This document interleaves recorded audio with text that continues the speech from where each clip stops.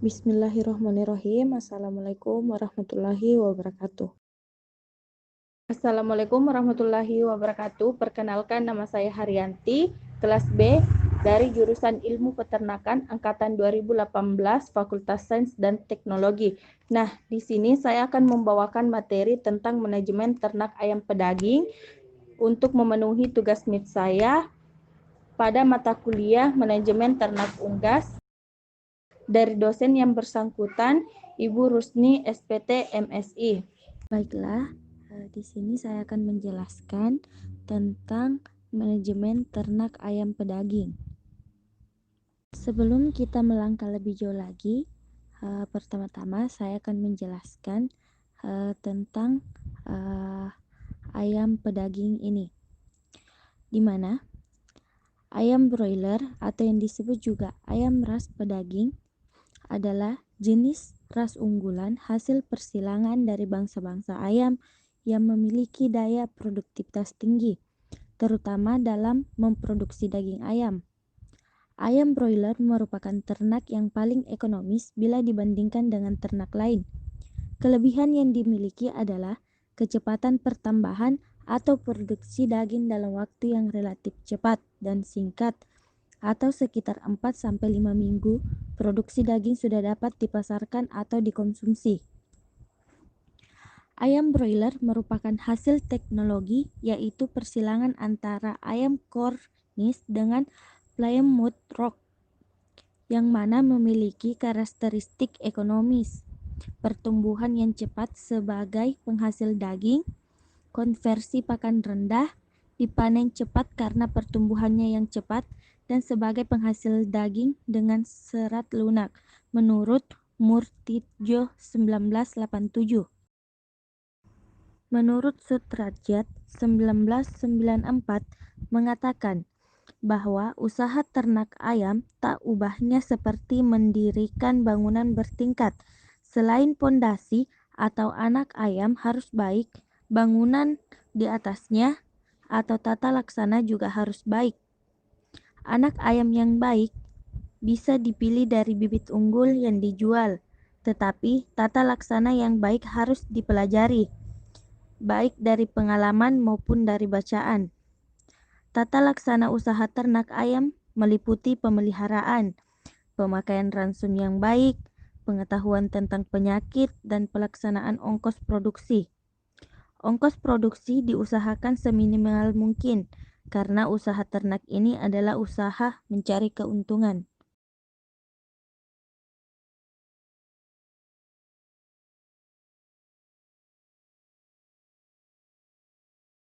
Selanjutnya, hal penting dalam usaha ternak ayam broiler yang harus ditangani secara ketat, rutin, dan teliti yaitu: yang pertama, pakan dan air; yang kedua, obat, vitamin, sanitasi, dan vaksin; yang ketiga, perkandangan. Ketiganya saling mendukung sehingga pelaksanaan harus bersamaan. Bila tidak ada ketidaksempurnaan penanganan dari ketiga hal tersebut, maka pengaruhnya terhadap pencapaian presentasi performance sangat besar, seperti tingkat konversi pakan menjadi rendah atau efisiensi tinggi, pertumbuhan terhambat, dan tingkat kematian tinggi. Pakan dan air. Ayam broiler sebagai bangsa unggas umumnya tidak dapat membuat makanannya sendiri. Oleh sebab itu, ia harus makan dengan cara mengambil makanan yang layak baginya agar kebutuhan nutrisinya dapat dipenuhi. Protein, asam amino, energi, vitamin, mineral harus dipenuhi agar pertumbuhan yang cepat itu dapat terwujud tanpa menunggu fungsi-fungsi tubuhnya secara normal. Dari semua unsur nutrisi itu, kebutuhan energi bagi ayam broiler sangat besar, menurut Rashab 1994. Pakan adalah campuran dari berbagai macam bahan organik maupun anorganik untuk ternak yang berfungsi sebagai pemenuhan kebutuhan zat-zat makanan dalam proses pertumbuhan, menurut Suprisnat 2005. Dalam budidaya ternak ayam pedaging, pemberian pakan juga ada caranya. Ada hal-hal yang harus diperhatikan, baik dari segi kandungan dan waktu pemberian pakan. Pasalnya, nutrisi ayam pedaging wajib terpenuhi agar ayam bisa mendapatkan pertumbuhan yang maksimal dan berkualitas. Untuk sistem pemberian pakan ayam pedaging, biasa menggunakan sistem ad libitum, yakni makanan yang selalu tersedia dan tanpa batas. Sehingga, kamu harus selalu rutin mengecek ketersediaan pakan di dalam kandang. Sendiri, untuk jenis yakni berupa pelet, crumbles, atau putiran pecahan, dan bentuk tepung. Ransum dapat diartikan sebagai pakan tunggal atau campuran dari berbagai bahan pakan yang diberikan pada ternak untuk pemenuhan kebutuhan nutrisi ternak selama 24 jam, baik diberikan sekaligus maupun sebagian, menurut Lubis 1992. Air atau H2O merupakan unsur yang vital guna menunjang kelangsungan hidup dari makhluk hidup, termasuk broiler atau ayam pedaging. Peran broiler dalam menghasilkan protein hewani berupa daging tidak luput dari sejumlah air yang dikonsumsinya. Menurut Bambang 1995, untuk pemberian pakan ayam ras broiler atau ayam pedaging ada 2 fase, yaitu fase starter umur 0-4 minggu dan fase finisher umur 4-6 minggu. Kuantitas pakan fase starter adalah terbagi atau digolongkan menjadi 4 golongan, yaitu minggu pertama umur 1-7 hari sebanyak 17 gram per hari per ekor. Minggu kedua umur 8-14 hari 43 gram per hari per ekor. Minggu ketiga umur 15-21 hari 66 gram per hari per ekor. Dan minggu keempat umur 22-29 hari 91 gram per hari per ekor. Dan minggu keempat umur 22-29 hari 91 gram hari per ekor. Jadi jumlah pakan yang dibutuhkan tiap ekor sampai pada umur 4 minggu sebesar 1.520 gram. Sedangkan kuantitas pakan fase finisher adalah terbagi atau digolongkan dalam 4 golongan umur, yaitu minggu kelima umur 30-36 hari sebanyak 111 gram per hari per ekor. Minggu keenam umur 37-43 hari 129 gram per hari per ekor. Minggu ketujuh umur 44-50 hari 146 gram per hari per ekor. Dan minggu ke-8 umur 51-57 hari 161 gram per hari per ekor. Jadi, total jumlah pakan per ekor pada umur 30-57 hari adalah 3.829 gram. Pemberian minuman pada ternak ayam broiler juga disesuaikan dengan umur ayam yang dikelompokkan dalam 2 fase, yaitu fase starter umur 1-29 hari dan fase finisher umur 30-57 hari. Di mana fase starter umur 1-29 hari, kebutuhan air minum terbagi lagi pada masing-masing minggu, yaitu minggu pertama 1-7 hari 1,8 liter per hari per 100 ekor. Minggu kedua 8-14 hari 3,1 liter per hari per 100 ekor.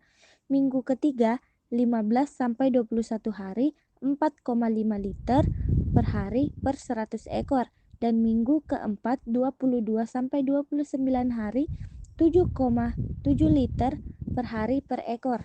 Jadi, jumlah air minum yang dibutuhkan sampai umur 4 minggu adalah sebanyak 122,6 liter per 100 ekor. Pemberian air minum pada hari pertama hendaknya diberi tambahan gula dan obat anti stres ke dalam air minumnya. Banyaknya gula yang diberikan adalah 5 gram per liter air. Kemudian, pada fase finisher umur 30-57 hari, terkelompok dalam masing-masing minggu, yaitu minggu kelima 30-36 hari 9,5 liter per hari per 100 ekor, minggu keenam 37-43 hari 10,9 liter per hari per 100 ekor, minggu ketujuh 44-50 hari 12,7 liter per hari per ekor, dan minggu ke-8 51-57 hari 14,1 liter per hari per ekor. Jadi total air minum 30-57 hari sebanyak 333,4 liter per hari per ekor.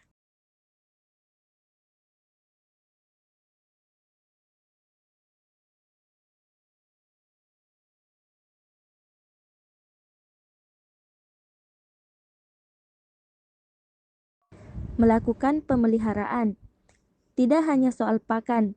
Dalam melakukan budidaya ternak ayam pedaging, kamu juga harus melakukan pemeliharaan. Tidak didiamkan begitu saja hingga ayam besar dengan sendiri. Di balik ayam pedaging yang sehat dan berkualitas, ternyata ada beberapa rangkaian proses yang dilakukan. Di antaranya adalah sebagai berikut. Di 7 hari pertama, bibit ayam pedaging unggul yang sudah dipilih harus dimasukkan ke inkubator, atau bisa juga dengan cara indukan. Setelah itu, berikan pakan dan minum air hangat. Lalu, pada minggu kedua, suhu inkubator bisa sedikit dikurangi, dan untuk jenis pakan masih tetap menggunakan jenis scramble. Di minggu ketiga, bibit ayam pedaging tidak lagi membutuhkan pemanas. Di minggu keempat, bulu-bulu ayam akan mulai terlihat tumbuh. Di saat itu juga kebutuhan pakan akan bertambah 2 kali lipat. Pada minggu kelima, kamu sudah harus melakukan pembersihan kandang secara rutin karena ayam-ayam tadi sudah menghasilkan kotoran yang cukup banyak. Vaksin. Selain harus menjaga kebersihan kandang, kebersihan hewan ternak, pakan yang sesuai untuk hewan ternak, hal yang paling penting untuk diperhatikan adalah pemberian vaksin yang sesuai dengan jenis hewan ternak. Vaksinasi adalah pemberian antigen pada ternak untuk merangsang sistem kekebalan sehingga menghasilkan antibodi khusus terhadap berbagai penyakit yang disebabkan oleh bakteri, virus, dan protozoa. Pemberian vaksin pada hewan ternak berfungsi untuk menjaga sistem kekebalan tubuh unggas agar tidak mudah terserang penyakit. Untuk mencegah penyebaran penyakit pada unggas, pemberian vaksin pada hewan ternak juga memiliki beberapa keuntungan, seperti peternak yang dapat menekan biaya karena pemberian vaksin pada awal beternak lebih baik daripada mengobati hewan ternak yang sakit. Kemudian kesehatan unggas meningkat dan tidak menutup kemungkinan produksinya juga meningkat. Berdasarkan jenis antigennya, vaksin untuk unggas ada 3 jenis, yaitu vaksin protozoa, digunakan untuk menyembuhkan penyakit pada protozoa. Salah satu contoh vaksin protozoa adalah vaksin Corixa untuk mencegah timbulnya wabah snot dan Corixa. Vaksin diberikan dengan injeksi pada dada atau paha. Yang kedua, vaksin viral. Banyak dikembangkan karena vaksin viral ini menyembuhkan penyakit yang disebabkan virus. Contoh vaksin viral adalah vaksin ND, vaksin Gumboro, dan vaksin AL. Vaksin ini mencegah timbulnya penyakit Newcastle diseases dan mencegah flu burung. Pemberian vaksin bisa melalui injeksi pada otot dada dan dicampur pada air minum. Yang ketiga, vaksin bakterial merupakan vaksin yang mengandung antigen dari bakteri. Contohnya adalah vaksin Marex. Untuk mencegah penyakit Marex diberikan pada DOC dengan cara injeksi di bawah leher, dan vaksin ILT untuk membentuk kekebalan tubuh ayam terhadap terjadinya infeksi pada laring. Diberikan dengan tetes mata, tetes hidung, dan pemberian air minum. Selanjutnya, perkandangan. Kandang yang baik adalah kandang yang dapat memberikan kenyamanan bagi ayam, mudah dalam tata laksana, dapat memberikan produksi yang optimal, memenuhi persyaratan kesehatan, dan bahan kandang mudah didapat serta murah harganya. Bangunan kandang yang baik adalah bangunan yang memenuhi persyaratan teknis, sehingga kandang tersebut biasa berfungsi untuk melindungi ternak terhadap lingkungan yang merugikan, mempermudah tata laksana, menghemat tempat, menghindarkan gangguan binatang buas, dan menghindarkan ayam kontak langsung dengan ternak unggas lain, menurut Anno-Minus 1994. Persiapan dalam perkandangan adalah: yang pertama, lokasi kandang; yang kedua, pergantian udara dalam kandang; yang ketiga, suhu udara dalam kandang; yang keempat, kemudahan mendapatkan sarana produksi; dan yang kelima, kepadatan kandang. Lokasi kandang yang dimaksud adalah kandang yang ideal terletak di daerah yang jauh dari pemukiman penduduk, mudah dicapai sarana transportasi, terdapat sumber air, arahnya membujur dari timur ke barat. Pergantian udara dalam kandang yang dimaksud juga ayam bernapas membutuhkan oksigen dan mengeluarkan karbon dioksida. Supaya kebutuhan oksigen selalu terpenuhi, ventilasi kandang harus baik. Kemudian, suhu udara dalam kandang yang dimaksud adalah suhu ideal kandang sesuai umur ternak broiler, yaitu umur 1 sampai 7 hari sekitar 34 sampai 32 derajat Celcius, umur 8 sampai 14 hari sekitar 29 sampai 27 derajat Celcius. Kemudian umur 15 sampai 21 hari 26 sampai 25 derajat Celcius, umur 21 sampai 28 hari sekitar 4 sampai 23 derajat Celcius, umur 29 sampai 35 hari sekitar 23 sampai 21 derajat Celcius. Kemudian, kemudahan mendapatkan sarana produksi yang dimaksud lokasi kandang sebaiknya dekat dengan toko sarana peternakan. Kemudian, kepadatan kandang. Pada awal pemeliharaan, kandang ditutupi plastik untuk menjaga kehangatan, sehingga energi yang diperoleh dari pakan seluruhnya untuk pertumbuhan, bukan untuk produksi panas tubuh. Kepadatan kandang yang ideal untuk daerah tropis seperti Indonesia adalah 8-10 ekor per meter pangkat 2. Lebih dari angka tersebut, suhu kandang cepat meningkat, terutama siang hari pada umur dewasa, yang menyebabkan konsumsi pakan menurun. Ayam cenderung banyak minum, stres, pertumbuhan terhambat, dan mudah terserang penyakit. Pengaturan kepadatan kandang dilakukan sedemikian rupa untuk mengatasi kanibalisme akibat terlalu padatnya kandang. Hal ini juga bermanfaat untuk kenyamanan ayam. Hama dan penyakit pada ayam broiler. Yang pertama, penyakit seperti berak darah. Gejalanya: tinja berdarah dan mencret, nafsu makan kurang, sayap terkulasi, bulu kusam, menggigil, kedinginan. Kemudian tetelo. Gejalanya: ayam sulit bernapas, batuk-batuk, bersin, timbul bunyi ngorok, lesuh, mata ngantuk, sayap terkulasi, kadang berdarah, tinja encer, kehijauan. Yang spesifik adalah gejalanya gejala tortikolis, yaitu kepala memutar-mutar, tidak menentu, dan lumpuh.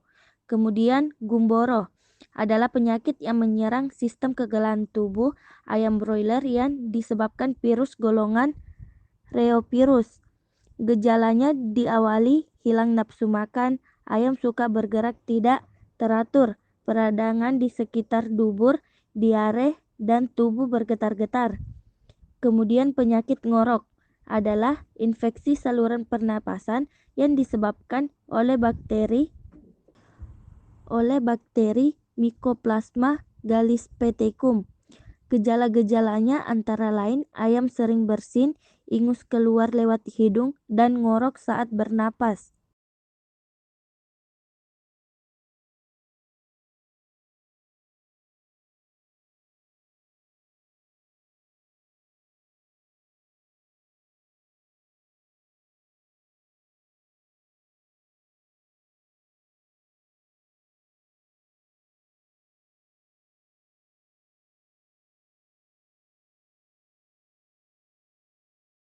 Kemudian berak kapur. Disebut penyakit berak kapur karena gejala yang mudah terlihat adalah ayam diare mengeluarkan kotoran berwarna putih dan setelah kering menjadi seperti serbuk kapur. Penyakit ini disebabkan oleh bakteri Salmonella Falciparum. Kematian dapat terjadi pada hari keempat setelah infeksi.